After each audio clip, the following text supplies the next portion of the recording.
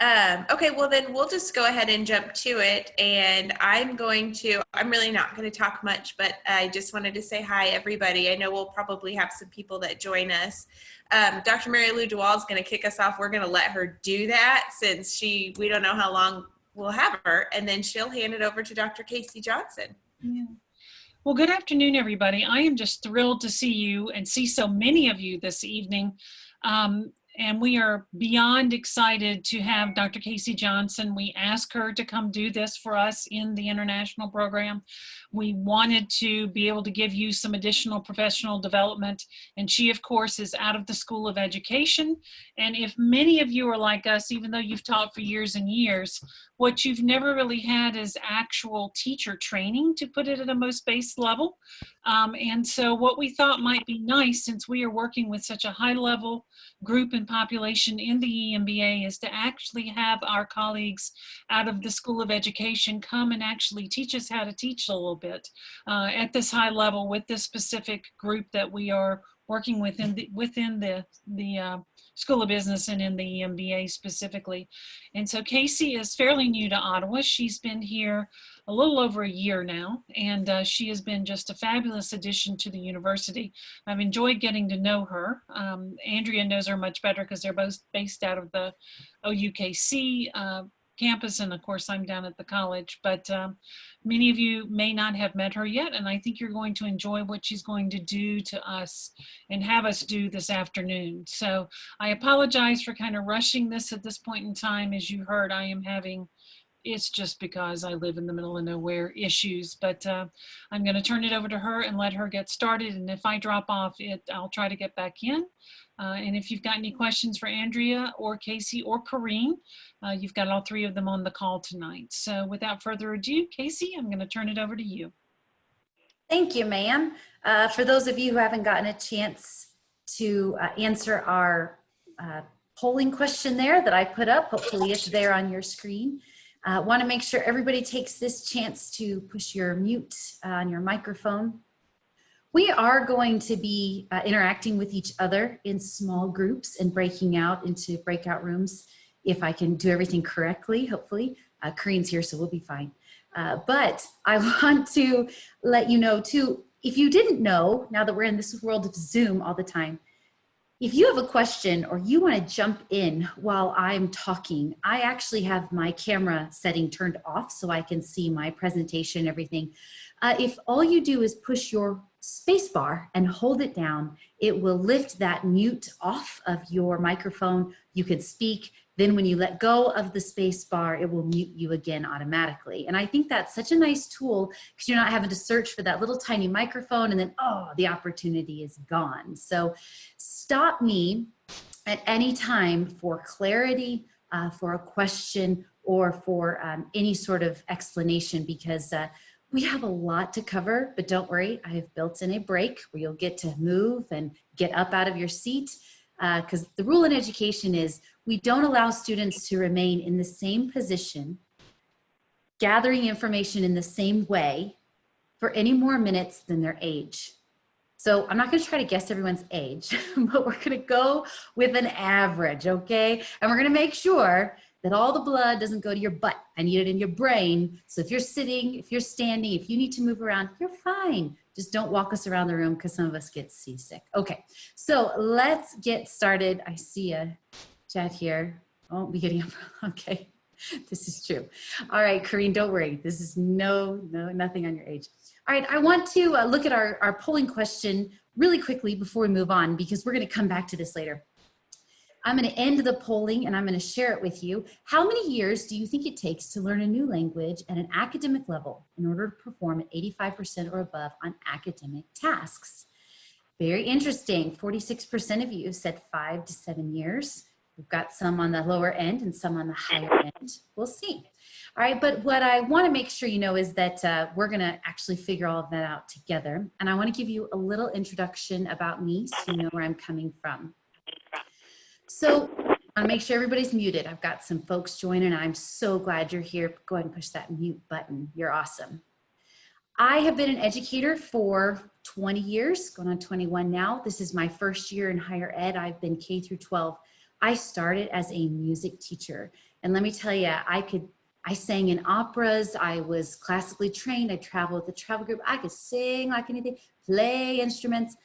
But when it came to teaching, I really required more explanation about my craft and how to share that information with others. And so I want you to hear me say, I respect you so much in each of your areas, whether that's accounting, leadership, marketing, whatever area of business you're in.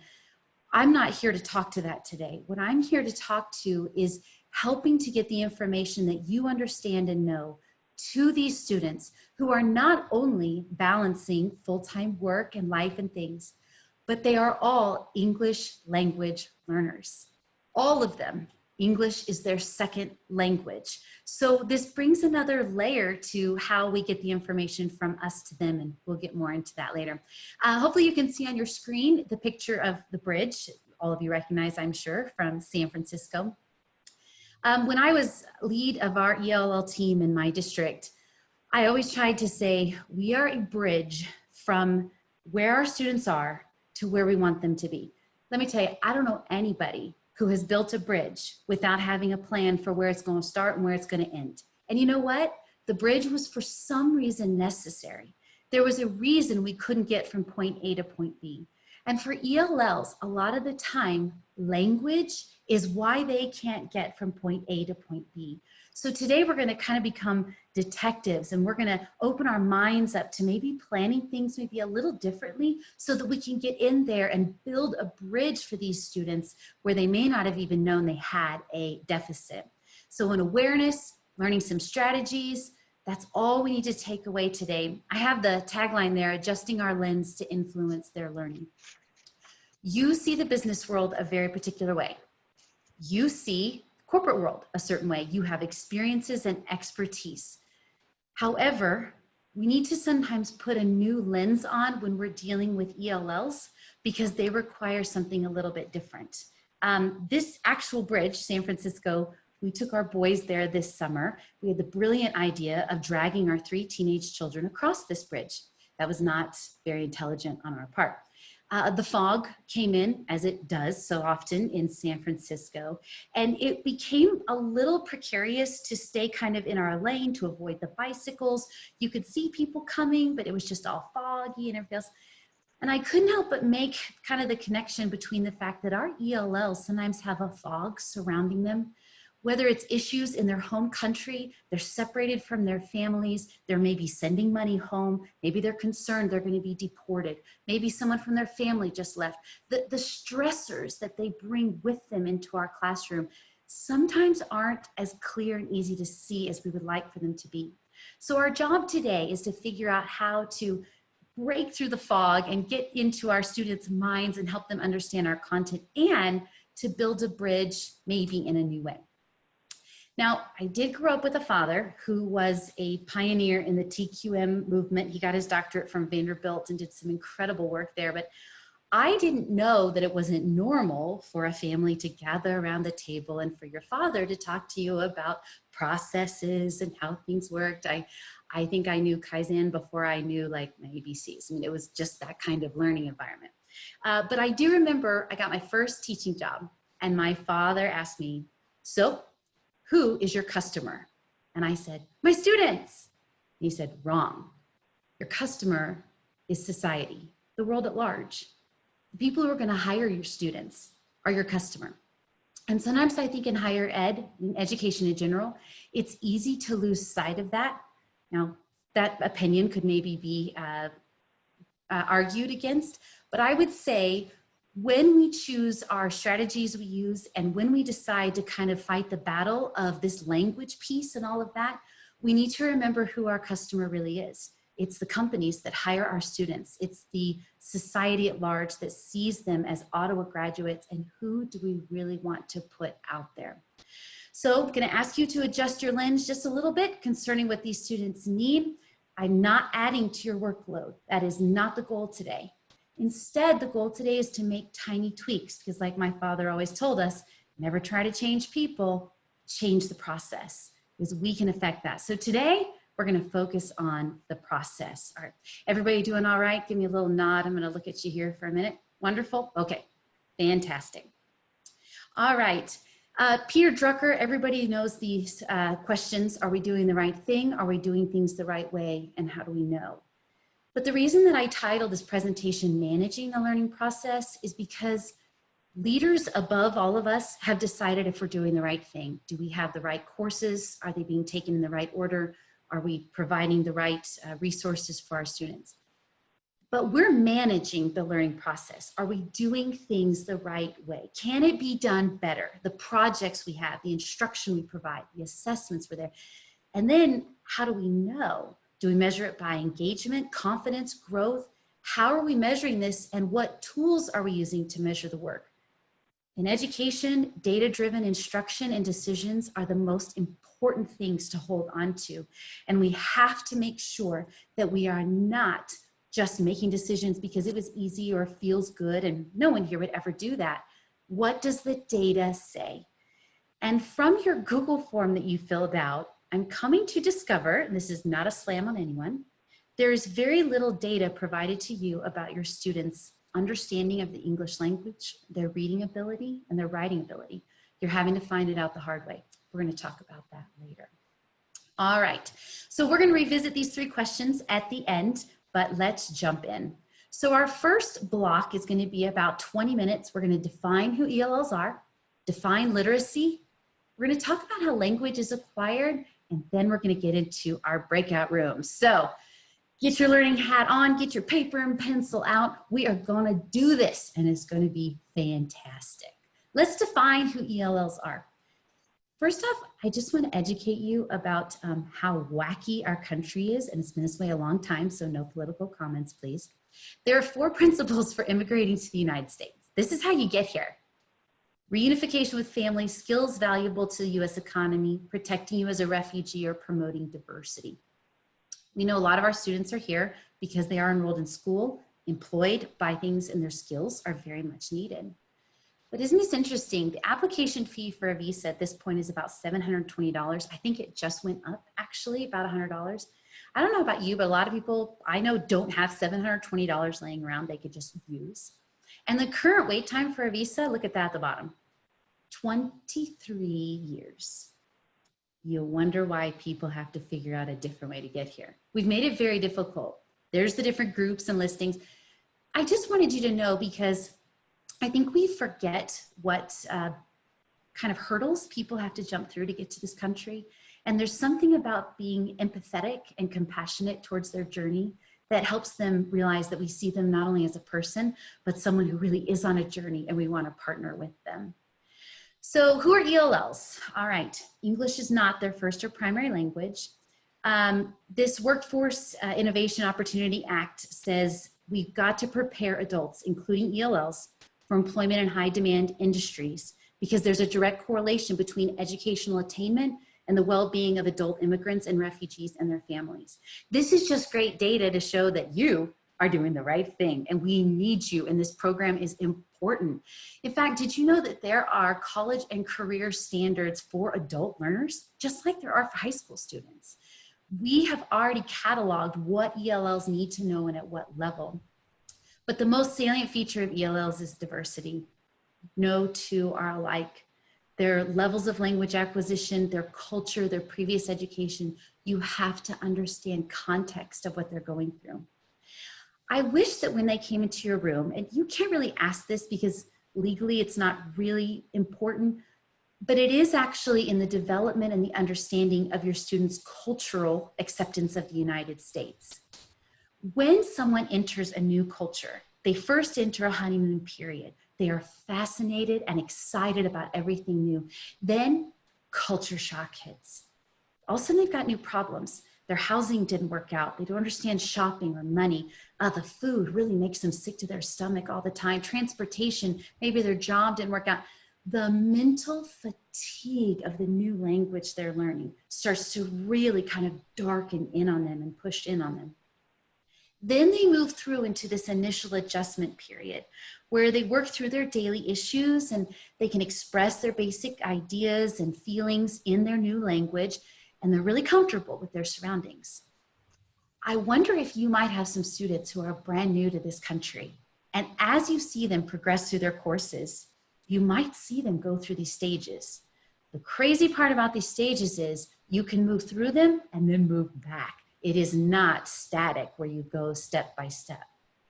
Once they reach that initial adjustment period, this is really important, then they can actually go into a mental isolation. And we see this a lot more in teenagers and younger children, but this is a really dangerous stage because they're missing their home country, their family, they're frustrated by their language progress, they're starting to lose self-confidence. And if they remain at this stage, they start to become really bitter and their growth and learning stalls. I don't think people who sign up for their EMBA would be at this place. But if we see students starting to kind of dip a little bit in their excitement and their willingness to try new things, some questions we might want to start asking might revolve around culture, family at home, pressures coming in. Remember that fog that comes in and gets in the way?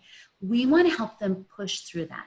Because once we push through that, we get to acceptance and integration. And this is where their routine is established. They've accepted their new reality.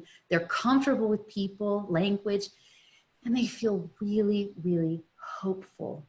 So understanding what is against our students in the regard of culture and language, it all comes together to talk about their literacy.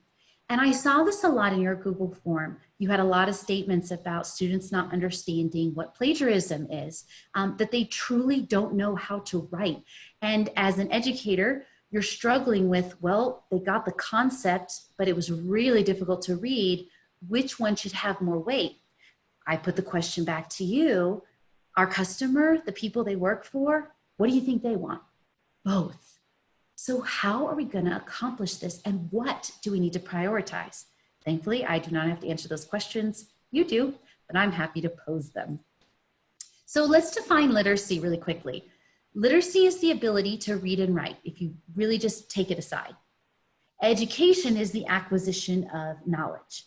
So if we understand these terms in their correct context, maybe that will help us determine what we're assessing and what we're grading. In fact, the state of Kansas has a guide to learning about literacy, and this is what they say literate individuals can accomplish. So go ahead and take a minute to look at that.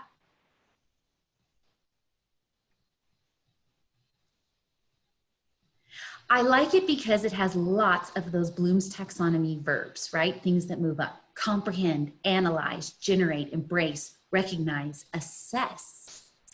I would love to see some of these words come into play more within our assignments, our assessments, and even our interaction with our students online through discussion and things, making sure that we have those Bloom's taxonomy verbs that are there to allow them to demonstrate if they do have these skills and abilities.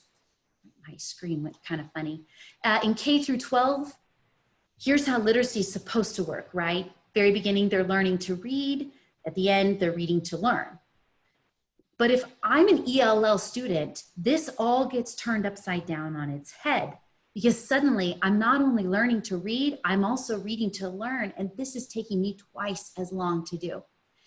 I have a feeling if I gave the IPT to some of your EMBA students, I would identify that their reading and writing abilities are super low, but their speaking ability is high, and it becomes a little bit of a quandary as to why they're struggling. Maybe not. Maybe it would be high enough. I don't even know what it takes to get into the EMBA program. I don't know what they have to write and what the standards are. But if it's high enough, we're probably pretty good. But I just want to put it out there that truly literacy should be embraced as reading, listening, speaking, and writing. And within each of our classes, we need to give our ELL students opportunity to do all four of these. Okay, so you ready? I'm going to put you in the seat of being an ELL student. I'm your teacher. I'm going to hand you a little card. Don't worry, it's really short and really easy. So read this, and I'm going to ask you to respond to me verbally. What's wrong? It's really short. Here, I'll read it louder. Right, that's not what we do. Okay, well, let me try this one. How about this one? You got it? You got it? Yeah? Okay, tell us, what do you think? Do you see how when language becomes a barrier, that bridge is no longer there? And we need to remember that for some of our students, some of the academic language and the content material you're presenting looks like this to them, just like this looks to us. Now, if I put them side by side and I give you your home language and I give you the language of our text, you might start to find some similarities between the two, no matter which language you're doing. But for some of us, we forget that we even have to say, you know, read left to right, don't forget, because they just didn't know. And some of them absolutely need that direction. You are not being insulting. You are not, I hope that after today, you're able to kind of look at students and go, oh, that's what we're going to do. All right, so we've defined ELLs. We've defined literacy. Now we're really getting in the weeds, and this is my love language. Language acquisition. How is language acquired? I know you were all wondering. So a little funny for you at the beginning. All right, this is some ELL lingo, you know, just in case you ever come across it. Okay, let's look at the picture. I should see people laughing. I don't. Wake up. Here we go. All right. So it's interesting. Teacher saw this, wrote a little note to the mom, just said, hey, everything going okay? Mom wrote back right away. Dear Mrs. Jones, I wish to clarify I am not now, nor have I ever been an exotic dancer. I work at Home Depot. I told my daughter how hectic it was last week before the blizzard hit. I told her we sold out every single shovel we had, and then I found one more in the back room and that several people were fighting over who would get it. Her picture does not show me dancing around a pole. It's supposed to depict me selling the last snow shovel we had at Home Depot. So, context, culture, language, being able to understand what your student means and maybe not actually what they present is a little tricky, and helping them understand how to make it clear is a fantastic tool to provide them. So there's two terms that we use in ELL, and this is the last time I'm going through terms, I promise. BICS and CALP. When someone has been in a new country for 1 to 3 years, they have basic interpersonal communicative skills. They have survival language. Where's the bathroom? I need help. Can I have some water? Thank you. They actually can kind of get through the day. 1 to 3 years. You guys answered this one correctly, by the way, on the poll. 5 to 7 years is how long it takes to gain cognitive academic language proficiency. So if you find out that your student recently came to the United States in the last 2 years, the questions you want to start asking involve their previous education, when they learned English, and we have lots of tools to assess how much support they need. The question is, are they being used? So a student with CALP and BICS, this is where we get into the assessment piece. I cannot ask a student who's been in country less than 3 years, especially if they didn't have good previous schooling, to provide defense for a position or a stance or debate an issue. They just can't find the language. I'm going to have to give it to them and let them choose from the pieces that I've given. It's like me dropping you in China and saying, okay, defend your position, you can do it. But if I gave you a couple choices and I showed you what those were, maybe you'd be able to piece things together because, you know, you're intelligent, so it'll work out. Code switching, there's 2 ways to become bilingual, and code switching. Code switching is where they take their home language and it just kind of slips in really quickly into what they were going to say and trying to say in English. Here's the 2 ways people become bilingual. This is important to know because it really has a bearing on what they can do as adults. Simultaneous is parallel movement. So I kind of use my hands this way, it's happening the same way. When a child is under the age of 3 and they're raised from birth bilingually or with their second language being introduced before the age of 3, the same developmental stages and synaptic connections are going to happen. They're just learning language. They don't know that they're learning to, they're just learning it. They might start talking a little later than others, but it's going to happen. Simultaneous. Successive is not the parallel, it's a stacked movement. And it occurs when a second language is introduced after the first language is well established. So generally after the age of 3. What's interesting is we're finding in education that if children come to the United States between the ages of 4 to 6 with barely any training in their primary language, it's going to take them 7 to 10 years, and they're only going to reach 50th percentile in their group. It hurts them. You know what would help them is if we pulled them out of class and gave them lessons in their home language, because then they would have a foundation. That's a whole other topic and an issue I have with the educational world, but that's okay, moving on. If your students learn language simultaneously, they're going to have a much better ability to make the connections and move back and forth. If it was successive and they only had their home language up past the age of 3, and then all of a sudden they brought English in, they're going to struggle a lot more, whether it's with accent or with nuances or understanding semantics or anything else. So here are the stages. We don't need to go through this, but I do want you to know there's these. And then here's a fun little graphic for them of kind of what we can expect from students when they're learning a new language. All right, so here goes the fun stuff. You're going to be put into a breakout room. I'm going to randomly put them, and I'm going to ask Karina, I'm going to try to put you in one room, and then Andrea, and then Mary Lou, if you're still with us, in one. I'm going to try to do 3 rooms. What would you like to know about your students' language abilities before they come to your class? If you had a say in how the program was run and what materials we pulled together, what do you want to know about your students and their language abilities? Or maybe it doesn't help you at all. You've got it figured out, and that's fine.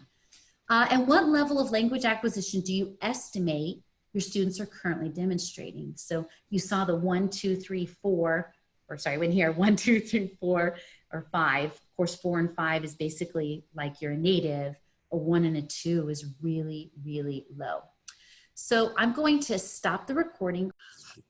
No problem. Well, I went ahead and started the recording again because I do want to capture this response time that you had. I hope you all had enough time to share. I'm going to ask for Corrine and Andrea and Julie to share with us your responses to our 2 prompts with what would you like to know about your students' language abilities before they come to your class? What would help you the most? And what level of language acquisition do you estimate your students are currently demonstrating? But before you ladies start, I snuck in your rooms. You guys are brilliant. You're absolutely brilliant. I heard words like accommodate. I heard that just because they can't say it doesn't mean they don't understand it. And we've got to meet them halfway. Like, you're already there. Your mind's, my teacher heart is so big right now. Just so happy. Okay, go. Am I going first? Okay, so my room was Allison and Rick and Conrad and Ken and Carla. So we had a pretty big sized group, and not knowing how much time we had, we were kind of like, okay, we'll hurry up and answer that one, and then we'll hurry up and go to this one, and then we might go back to that one. So we didn't linger too long, but what people said they would like to know is sort of how long have these students been in the U.S.? How much spoken language exposure do they have, presumably in their workplace? And then we talked about how even if they've been here a while, it doesn't necessarily mean that they are ready to engage in academic writing, that they may have had practice with just your everyday English. But even if the answer is they've been here 5 years or 7 years, that may not be all that helpful for them when it comes to being able to comprehend academic texts and write at an academic level. We spent a little bit more time on what level we estimate the students have, although none of us wrote down the levels, so we didn't have a quantified way of talking about it. But it did come up that several of the faculty talked to their students about when they've learned English, how they are feeling about their English abilities, and they've learned that the students learn English in school at a very young age. But any of us who have tried to learn another language in school know that just what you learn in school is really not the same thing as actually living it. So they may have some of the basic grammar structure that they've had since 2nd grade, but that doesn't mean that they're fluent. Carla made a really interesting observation that this term being the first time that the students are learning fully online, she's noticing that the discussions are actually much more robust, the written discussions, because we assume that it's because the students have time to think about it and time to formulate, Some may be bashful about speaking English, but the online forum actually affords them a really nice opportunity to express themselves, and they're getting better discussions actually as a result of learning online. And then we talked about, I asked them, whether what about just understanding each other the way, and we'll just assume Indian, most of the students have a, if I could generalize, Indian accent, and we have whatever accent we have, mostly American Midwest, I think, not a lot of Easterners in the group. Whether we just have trouble just understanding the way we speak our English. And Rick remarked that, he, and Allison too, several of them said, I try to be very mindful about being careful about how I describe what I'm expecting of the students. And even in my best effort, they still don't understand what I meant. And Kasey, this make my heart and my ears go to culture. So, language is one aspect of culture, but there's lots going on in that classroom that's not just language, right? So I would love to have another conversation about, what's appropriate to say to a professor. Can I contradict the professor? Can I actually acknowledge? Oh, don't you worry. That's coming. We're coming. Okay, good. Because if Rick thinks he gave a really clear instruction, how comfortable is a student saying, "Nah, sorry, I still didn't get it." Whose fault is that? Is that the student's fault they didn't understand, or is that Rick's fault for not being clearer? So there's some tensions potentially around that. And I want to be mindful because I don't know how much time we have total, so I don't want to go on too long, but it was a robust and very interesting conversation. We're definitely hungry for more. So thank you for what you've given us so far. Thank you. Good. Andrea? Okay, I will jump in next, and I think we're going to see some similarities in kind of what we talked about. Yeah, you don't have to repeat them. Just say, same things plus. I'm kind of looking through. One thing that my group did want to know or thought might be interesting or useful is how many different languages are being represented in the classroom, because they're seeing more than one language being spoken. And then how many languages the student or students speak, because is this their third or fourth language that they're learning? Because Mill pointed out that could be a little bit easier to learn another language if they've already learned a few other ones. So, and then, of course, how comfortable do they feel speaking English versus writing it? Because there might be a difference there. And then we talked a little bit about, how much technical language have they been exposed to? Because we're also talking a little bit about the technical language that the students are also having to learn. And then the current levels of language acquisition, very much a lot of what Corrine's group talked about. Our group kind of talked about that they really get a feel for, where that is or what's going on in the classroom after they go through the initial introductions, when students' guards are down and they're, comfortably speaking, they're not having to understand concepts. So they kind of get a good idea then of the students' comfort levels. Lots of big questions and discussions on whether or not students are feeling more comfortable writing or speaking English. And then, the language acquisition varies quite a bit. You can really see that in the communication, but you really don't know what their writing level is until you have that first assignment or opportunity for the student to write. So that's what our group had. Andrea, that you guys could note too, is that in India, they don't have a common dialect. So sometimes those Indian students, English sometimes is their common language, because like Hindi, a lot of them speak Hindi, but they all have literally anywhere from 40 to 50 different dialects, and they don't necessarily all understand each other as well. So it's hard to say how many languages they know, because it really just depends, especially from an Indian student. So sometimes English is their kind of common language that they use, to communicate as well too. It may not necessarily be, great English, but it's usually their version. That's awesome. That same logic holds true for Chinese. They have more than one common language. And me, Good. I have a tough time with English. We're gonna get Tom some English skills. All right. Andrea, anything else you get? I think she's got a little one who needs her. Okay. I do. I just had It's one okay. thing home from a game. Family So, first. but no, that was the majority Awesome. of the Thank current you. season. Julie, is there anything to add? Have we kind of covered it all? Any specifics from your group? Yeah, I definitely covered a lot. We talked about knowing how long they've been in the US, because sometimes we can gauge a gap in their abilities between participating and communicating versus writing and research. And from a level perspective, sometimes we can tell by their introductions or their papers, but certainly there's students who write better than they speak, and conversely speak better than they can write. And just to remember to be compassionate regarding their level of grammar and punctuation, and then maybe having some context where they are at in the program, to know what level should they be at. If they're in one of the earlier courses versus towards the end of their program, what can we expect in terms of level?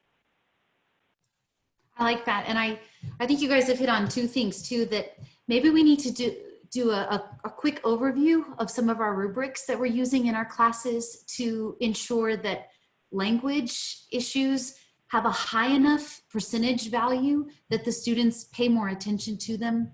Are we building in time for them to resubmit?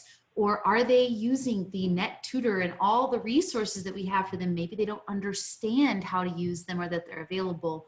And then also with the introductions, I love that you brought that up, because there are some small tweaks even that you can make to your introduction time, where it's not we all sit in the room and we all listen to this one person.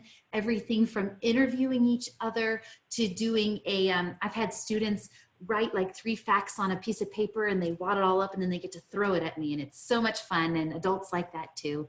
And then we all pick up a piece of paper and we try to find who that person is, or we read it out loud and they say, oh, it's me. And then we get to, there's different ways to interact with each other and provide a learning community where, like you said, they sense that we are being compassionate with them and understanding, and that we're supporting them. So great, great job. All right, so we're going to move on to our second block. I do have a break built in for you after this second block before we get to our third one, but I kind of wanted to get through the 2 heavier pieces, and then the third piece is more where we are really diving into some application and strategy pieces. So here we go. In education, when teaching ELLs, we utilize a teaching technique called sheltered instruction.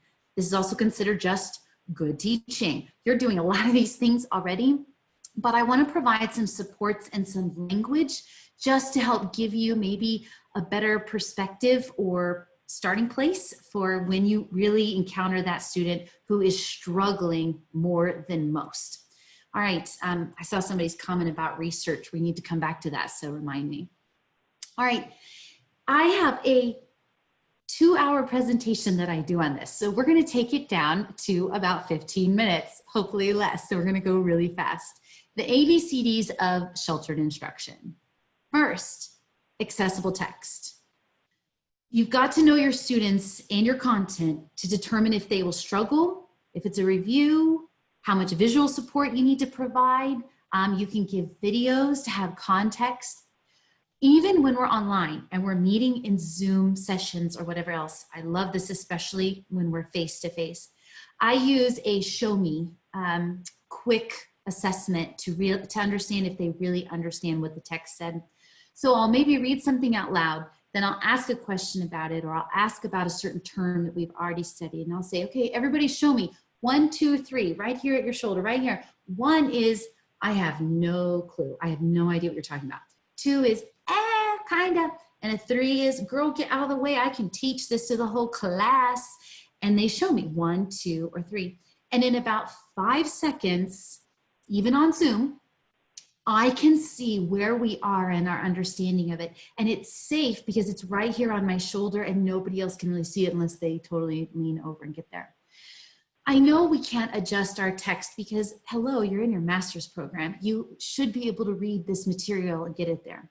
But if we run into a student who's new to the country and is really, really struggling, Wouldn't we rather find a lower lexile or a lower reading level of the same content to provide for them so that they're learning the same thing? That's what accommodating is. They have the same learning goals, but we took that language fog out of the picture for them.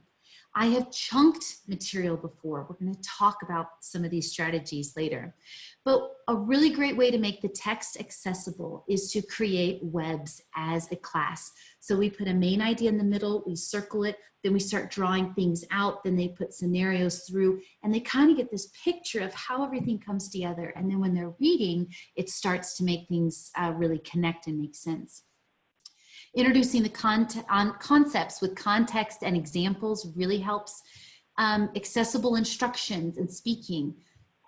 Making the text accessible means we don't use idioms, right? They don't understand. I have a frog in my throat. Or I think in Chinese, it's like throw the sponge up, but in English, it's throw the towel in. Like they're all boxing references that mean the same thing, but we want to avoid that kind of language because then I think one of you said it in your breakout room. We throw them off and then they're stuck on that for a little while and they've missed the next 3 things that we've said. And then we wonder why they turn to their neighbor and start talking. They're trying to catch up. So it becomes this like, wait, I threw them off and I didn't realize I did. Do I need to stop and answer their question? The classroom management stuff we're going to get to later. But make your text accessible. Whether that means providing pictures, providing some extra videos they can watch in your Blackboard shell to help really support the idea beyond the written text, this is what you need. One of my favorite things to do is to make sure that I go through and I read anything that is specific to the United States so that I can address that right up front. Then I also will have a piece of paper or a whiteboard, and I'll have Post-it notes available for the students. And on the board, it's kind of like a bell work thing when they come in. I'll say, write down any questions or anything you still don't understand about the material that you've already reviewed. And they write it on a Post-it note, then they stick it up on the wall. Then somebody else sees and I go, oh wait, I didn't remember reading that. And they write it down and they stick it up there. And suddenly I go over and I have 6 Post-it notes about the same concept or vocabulary. And I realize we're going to need to do some reteaching before we move forward. And I've ensured that the text was accessible. All right. Next one is background knowledge. So if they're not from the United States, they're not going to understand what's going on, but also some of them have some incredible experiences that make our teaching so much more rich, and we don't want to blow past those. So one great way to make sure that they're prepared is to either send that out as an email, guys, come to class prepared to share a time when, or I want you to share an example of, and come ready for that. And then they have some time to think about it and process, and they're sharing with you what they already understand and know. The Post-it notes, whoops, work really well for that as well, sorry. And my thing went down. All right, background knowledge. Then we have our content vocabulary. In sheltered instruction, we have a content goal and a language goal. You can have those every week in your classes. That's just almost too much. However, I would like to challenge you that when your students are in class, especially when giving presentations, perhaps you have a language goal for them. And maybe it's just in your mind, maybe you share it with them. But today we want to make sure that we are articulating our words, we're slowing down so everyone can understand us, including me, the kind of crazy American over here. I'm a little slow. And I want to make sure that we do this or we do that. Today, I want to make sure that our noun and verb agreement is there. So let's review really quickly. If we're talking about one person, we use is, am. You know, you can make those little charts on the board, and it's amazing how much it helps them and provides them some support. You don't know what those language goals are until you've been with your students for a little while, but it really is a small tweak that allows you to kind of 2 birds with 1 stone approach to your time together. Finally, differentiation. So differentiation, you may not agree with it, but in education, we always say equal isn't fair, because it's not. It's about equity. And if you're only 2 feet tall, I'm going to give you 3 apple crates to stand on so you can see over the fence. If you're 6 feet tall, I'm going to give you 1 apple crate to see over the fence. And if you're 8 feet tall, you don't get any apple crates. You can see fine over the fence. That's equity. That's providing what they need where they are. Instead of saying, well, just try harder, jump higher. You can do this. We have to make sure we're differentiating. And for different people, that looks like different things. So don't stress, okay? In my classroom, I would chunk information. I would also have up all over the room prompts for them. According to the text, I found, or the author said on page, and I would have these odd little prompts there to help make sure that when they presented their response to me, they had a way to frame it and start it so that it was not only appropriate, but could be honed in on quickly, because sometimes they just talk and talk and talk and talk because they're trying to get to where they need to go. Can I get an amen? I'm sure you've had some of those. Rick Wormelli does this about differentiation. It's fantastic. He said, you would never take a room of toddlers and say to all of them, listen, folks, everybody needs to be walking by January 3rd at 8 o'clock. That's when it's got to happen. And if you're not walking by then, we're just going to kind of separate you into the walkers and the non-walkers. Okay, cool. So good luck to you. Walking comes at different stages for different people, but we all end up getting there. Differentiation allows for multiple submissions, for a little extra support, for partnering with people, for being able to move within an assignment and an assessment to better support the needs of students. So this is actually the end of our second session. Woohoo, I did it. The ABCDs of sheltered instruction, look at them, maybe kind of write them down really quickly because we're getting ready to go back into our breakout rooms. Which of the 4 areas of sheltered instruction would you potentially see as helpful in your class or your content? And just share one takeaway or new piece of knowledge you've gained. It's 8:01. I would really like to come back in about 7 minutes at 8:08. That'll be easy to remember. And then we're going to do a quick share out because hopefully we have a little more direction with these questions. Sorry about that last time. And then we're going to take a break. So I'm going to stop recording room with her, but yeah, so here's our 4 areas. And if you could just kind of limit it to maybe your 2 or 3 top takeaways, that would be perfect. Go ahead. Sure. We talked a lot. We talked a lot about accessible text and differentiation and offering them additional resources besides the text. Sometimes the text is older. It may be more difficult for them to understand, and supplementing that with TED Talks or videos or lectured resources to help better explain concepts to them. And then just a tangent off of that was talking about APA and how to make connections for them to understand, because the way that they're used to citing sources may be very different than what we require. And using YouTube videos, walking them through the process, giving them specific examples, or there's a great free program out there, ReciteWorks, where they can actually upload their paper and it will correct the in-text citations and references for them and kind of walk them through as a learning tool. We didn't get too far into the next question other than saying that it was nice to know that we're not alone, that a lot of us share the same concerns, and just having a new lens in which to look at the students. Love that. Thank you. Appreciate the differences. Perfect. Thanks. Andrea? We also really talked about the differentiated instruction and the use of YouTube and other opportunities to kind of help the students. We talked about one of the things that would find useful from the ABCs is the background knowledge, and offering students an opportunity basically to kind of prepare their minds before you, dive into the material so that they kind of can process before you start. So those were 2. I mean, we talked about the other ones, but one thing that did come up was love all of this, looking forward to understanding how to apply that. We'll get there next. Corrine, anything to add? Interestingly, our group picked a completely different one. We picked content vocabulary, feeling that the text was already assigned, and so wasn't much we could do about the choice of text. And then so we got talking about content vocabulary and where that's located in the book, and are students aware that they have access to that, and using that intentionally up front so that students can become fluid with those terms as soon as possible. And everything else was ditto to what other people said. Love it. Oh, you guys are so great. So we've been at this for about an hour and almost 15 minutes. So we're into our minutes as of age.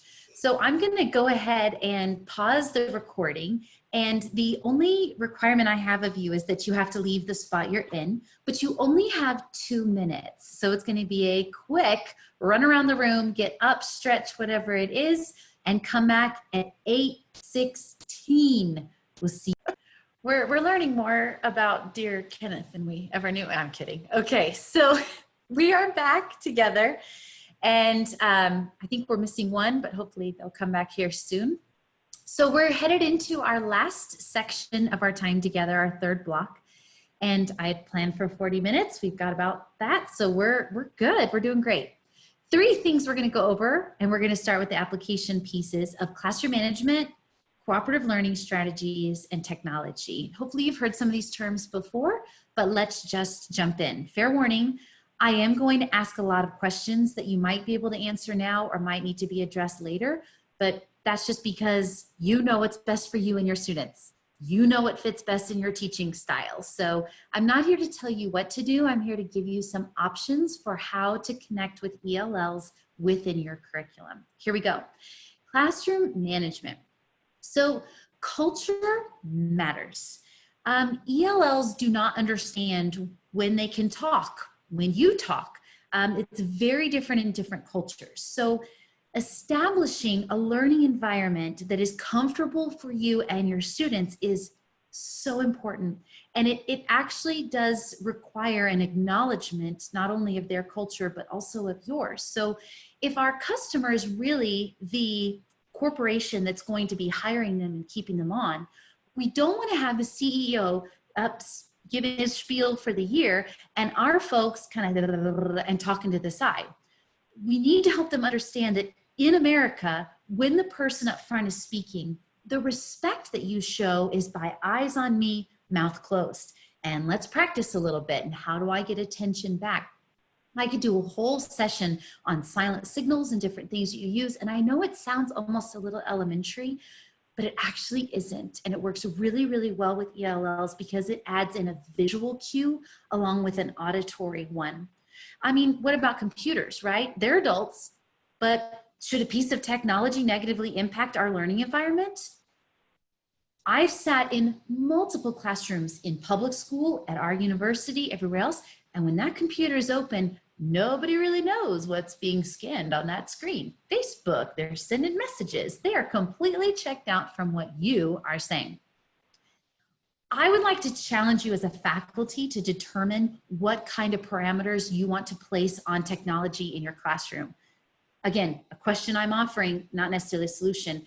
In our schools, we had a dumb stoplight, red, yellow, green. And when I pointed to the green, it meant all technology was open, go for it, work, this is work time. When it was yellow, it was your eyes need to be on me. If it's open, fine, but you need to be here. Red was that booger is closed.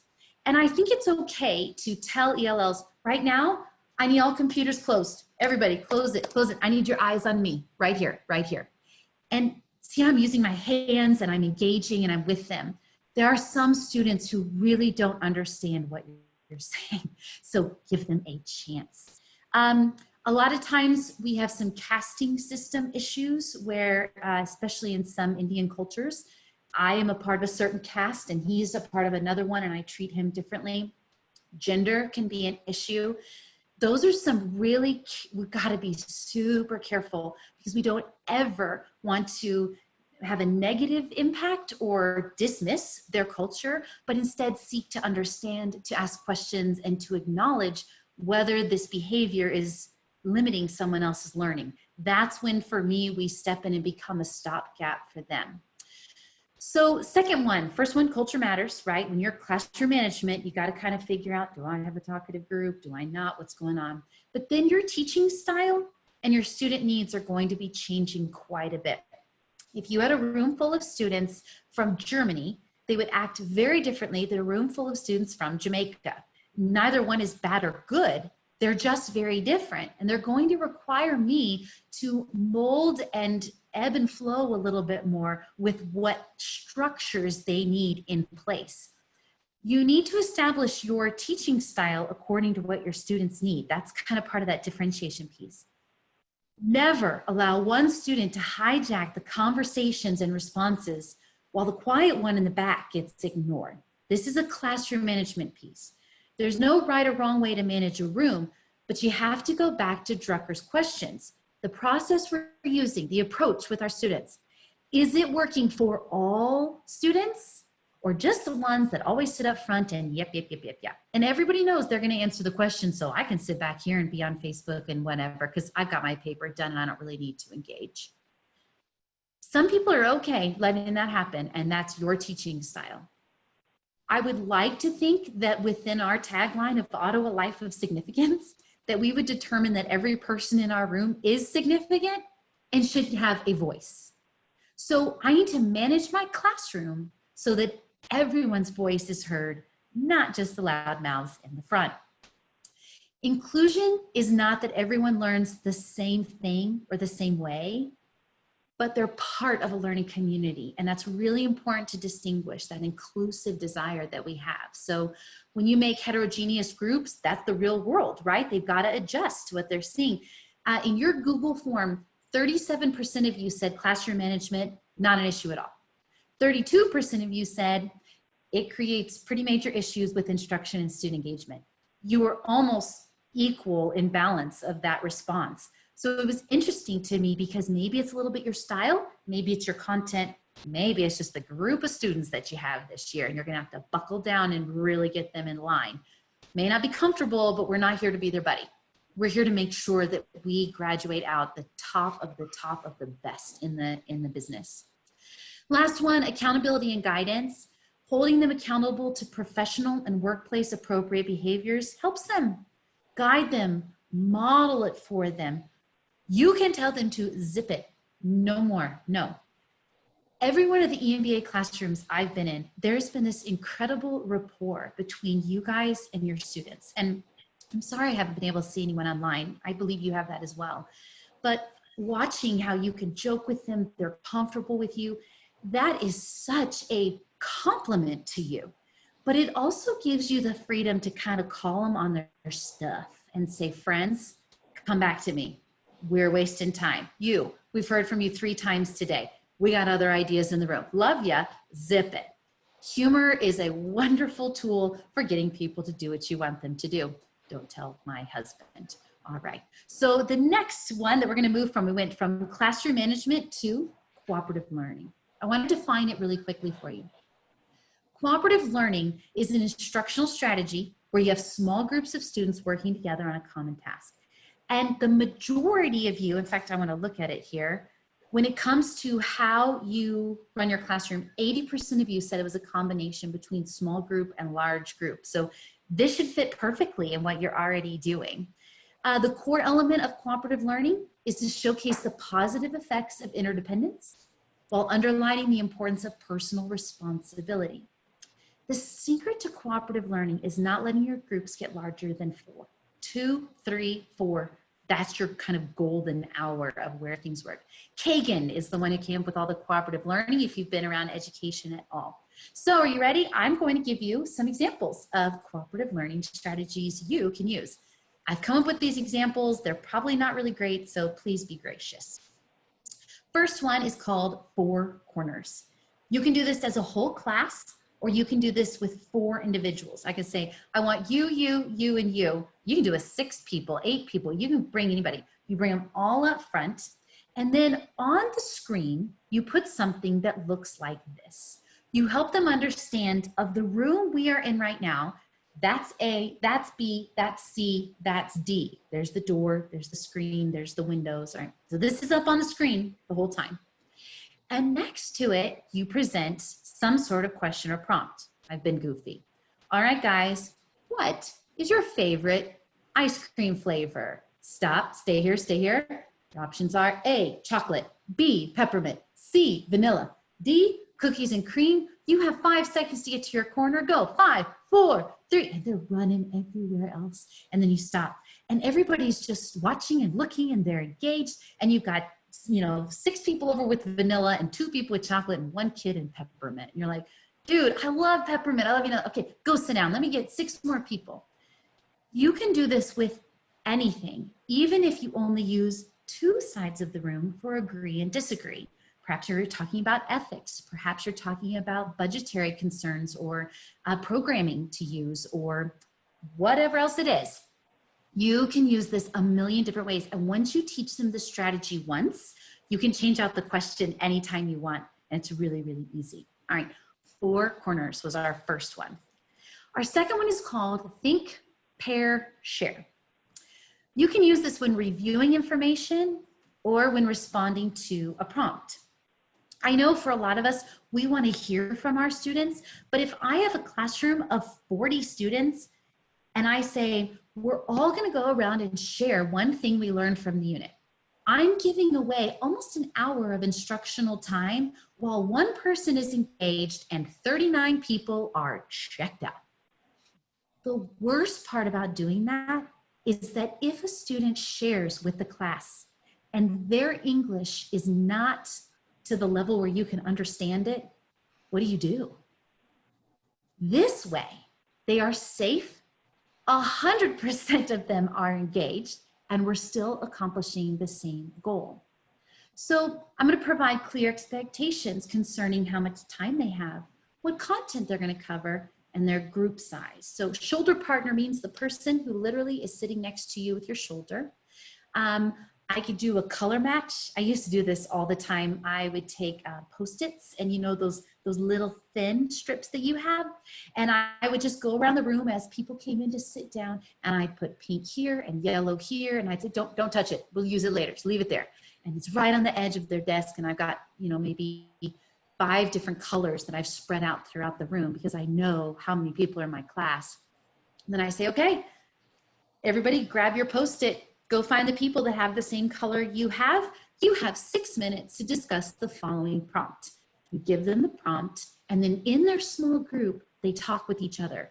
Is it going to be a little noisy? Sure. But isn't that better than 1 person making a lot of noise and 39 other people sitting there looking on Facebook and being completely disengaged? Here's the secret. When they're done, not everybody shares. Now you're dealing with maybe 5 different groups, 4 different groups, and you go to the group, you say, yellows, ready? I want to hear 2 things you came up with, go. And they give me 2. Greens, go. And all of a sudden we're popping these answers, and the person who's comfortable sharing will be the one to talk. And I didn't embarrass anyone. I didn't put anybody in a position where they would feel like they were going to get it wrong. The playing cards idea that I have on there, I love playing cards. I use them all the time. It's a little tricky because you got to know how many people are going to be in class, but you can do it different ways. You can say everybody who's hearts. You can say you got to make a run of things. You can say everybody who's kings over here, queens over here, 10s over here. But remember, there's only 4 in a deck, so it keeps your groups all put together exactly where you want them to be. Kasey, all right. Sorry to interrupt you. I'm not seeing any cards, and the last thing that you talked about, I was a little confused because the screen didn't match what you were talking about. But I thought, well, maybe I just missed something. But now that you're talking about cards, is it just me? Am I the only one that doesn't see those slides? Are you seeing Think, Pair, Share? Item 3. Yeah, I see Think, Pair, Share. Oh, the playing cards. I was looking for an actual card. I was looking. No. Use playing cards. Okay. I'm glad you clarified because I may not have said that. So you got 4 I wasn't reading your bullet points or your numbered list. I was listening to you, and I looked over at the screen and I didn't see a card. I was like, oh. And I'm glad you listened, Corinne. I appreciate it. Because teachers have 2 screens, and I was watching you and listening to you, and then I You're fine. About the playing cards I have on there, and I looked over and I'm like, there's not any playing cards on what I'm looking at. All right, so the first one was, anybody remember? Can anybody push their space bar and tell me? Anybody? What do you mean first one what? What was the first cooperative learning strategy? Oh, I wrote it down. Excessive learning? No. That was the corners. Four corners. Four corners. Yes, 4 corners. Thank you. What's our second one? Push your space bar. Think, pair, share. Think, pair, share. Thank you, darling. All right, third one. Round robin and round table. This is used when you're reviewing information or responding to a prompt, same way, but it provides a safe, smaller environment with higher level accountability, but that interpersonal interaction with people. So the difference between round robin and round table, you don't have to remember all these dumb words. It's just, this is what they're called within cooperative learning and Kagan strategies. Round robin is spoken. Round table is written. I love round table because they're not allowed to talk. One piece, well, I'll get to it. Here we go. Okay, let me just follow my presentation here. Teacher poses a question or problem. They provide think time. I love that you guys mentioned that now that we've had to go online, you've actually seen an increase in depth of discussion prompts because the students have had time to think about it. Sometimes we don't give them time in class. My students, I would actually put a little timer up there and I'd say, now's the time to think. You're not talking. This is when they could actually use Google Translate. They could kind of figure out what they wanted to say. I wouldn't give them very long and then boom, we went right into our groups. Again, these groups can be put together by color. It could be your shoulder partner. It can be groups around a table. It could be playing cards, whatever it is. You pose a question, you give them think time, and the team responds. You can either provide them a time limit or the number of rotations that they're going to go around their group. You're going to have a signal for when the group is finished. And this is my favorite part. So if our group has gone around 2 times, and that's what you told us to do, and then you told us that we're going to give you a thumbs up. We're going to put the thumbs up on our desk. And as soon as I see everybody's thumbs up, I know everybody's done. What's interesting about this phenomenon is that when a couple groups start to put all their thumbs up, everybody else kind of wraps it up because they don't want to be the ones left out. I've done this where I've made students stand up while they share verbally within a round robin. When you're done, please sit down. They actually sit on the floor and they love getting out of their chairs. So you're gonna have a signal for when they're done. And if you do the writing version of it, the round table, the rule is you cannot speak. So maybe I'm writing down attributes of a successful leader. Maybe I'm writing down the different ways to organize something in Excel or the steps that you take. I'm going to write down one step. You're going to write down the next one. The first time you introduce any of these strategies, you're going to have to walk them through it. Probably a good idea to call some students up and model it together. But introduce it once. Don't try any new ones. And then do it again a couple times. Then introduce a new one. You will be amazed at how much it just becomes a natural part of your teaching. All right, get those space bars ready. Get those space bars ready. What was the first cooperative strategy?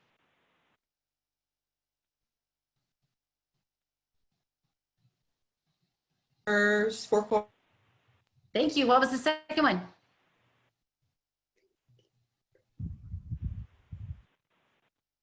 Think, pair, share. Thank you. Third one. Come on, people. Round robin, round table. Perfect. And fourth one, we're going to have dice development. All right. This is used to create varied scenarios, roles, or multiple responses. By the way, the reason all of these work with ELL students is because there is a clear objective, there's support from their peers, and there's time to work through everything without everyone looking at you. Dice, I love dice. I buy a ton of them and keep them. I have a ton in our basement right now. So here's what you do. The number of dice, actual die that you have in the baggie should equal the number of options you want them to use.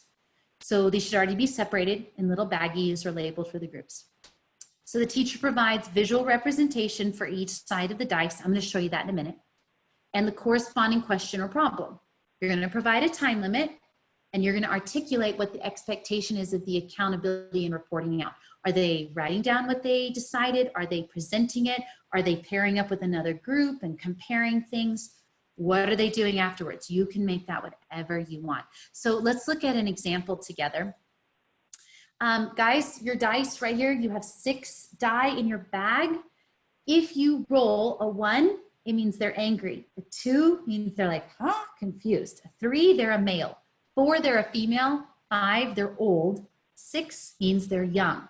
So I'm going to take all 6 dice in my hand. I've got a group of 3 other people, and I'm going to roll them and see what numbers come up. Here's your scenario.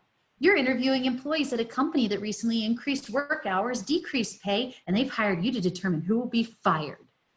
Now, when I roll the dice, I find out I'm dealing with an angry, confused female who's young. Am I going to roll all these numbers every time? No. But I'll guarantee I'm going to roll at least 3 of the 6. I mean, let's just look at statistics and probability. So I can make up the scenario, and I'm going to share with my group what I would say to that person and how I would handle them. Then I pass the dice along, the other people roll it, and then they respond. One more example.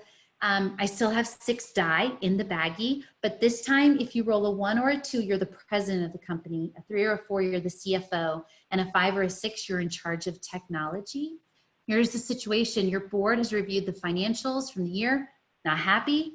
They've determined sales must increase by 15% in the next quarter or you will be fired. So each member take a dice and roll, respond to the board from your position. If you share the same position with someone else, work together. Oh, I forgot this one, I changed it up. So I'm gonna take a dice, you're gonna take a dice, and someone else is. I'm only gonna have 3 dice in this bag, my bad. And then I'm gonna roll it, you're gonna roll it, and maybe I'm the president, you're the CFO, and you're technology. Oh crud, how are we gonna fix this issue? All right, so last piece of the application thing, and then we're gonna jump back into our breakout rooms because I've given you so much to think about, I know. Building bridges with technology is a great way to help ELLs. Here are some technology pieces that I really wanted to share with you. Edpuzzle, Teachers Pay Teachers, and of course, Google Translate. I want to warn you about something with Google Translate. This is not going on Google and typing something into that little translate box and it comes up. This is an actual app on the phone. If you've never used it before, I would highly suggest that you download it and play around with it because it has a fantastic feature of a camera. So students can actually take their phone, take a picture of text, push a button, and it immediately translates that text into their home language. It also has a conversation option. I have held my phone up before, spoken into it, waited for it to translate, had my students speak into it, it translated to me, and we were able to communicate back and forth without any confusion.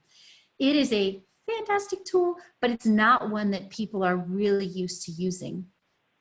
I want to show you Edpuzzle really quickly, and I want to make sure that I have my sound shared as well. This is mine from my old school. The great part about Edpuzzle is that you can get curriculum that's already set and ready to go. See this home part right here? We can go through and all of that. All right, so my content, I can download any video from YouTube, Edpuzzle, Khan Academy, National Geographic, anywhere. And I download it and I put in questions that go along the way. I want to wave a big red flag right now. Please don't ever make students sit and watch a video from start to finish, ever. They should be interrupted at certain intervals where there's content that is important and asked if they understand it or asked to respond. Edpuzzle is a way to create that kind of quiz feature where they finish it and it will report to you. Did they watch the video all the way? What answers did they give? Did they give them correctly? All of that. We are not watching this whole video, by the way, but I do want to show you that this is a TED Talk.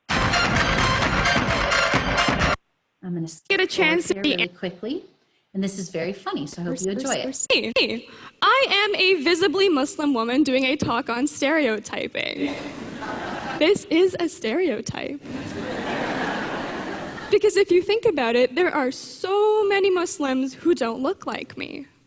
And there are so many people who look like me who are just cold.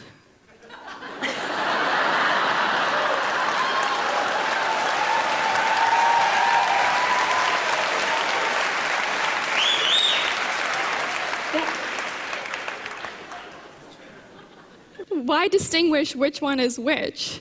Instead, we need to start judging our judgments. So for my middle schoolers, you'll see the question there. What do we need to start judging? And if they don't have an answer, they can rewatch it. But this way I get to know what they really understood and what they watched. I love Edpuzzle. Plus, it's free. Teachers Pay Teachers is another free resource. And I looked up business and adult education. And here's what I got. How to write an email, email etiquette, billions in change. Hello, planner, if you don't want that. There's some really good ones, and they were up here, but now they're gone. I think it lost my filter. But anyway, it ended up giving me some really cool finance flashcards. It was crazy, and I didn't understand anything that is said on there because I don't do numbers. But I was so impressed with it, and it was all free. In fact, I might be able to just push free, and then it will show up.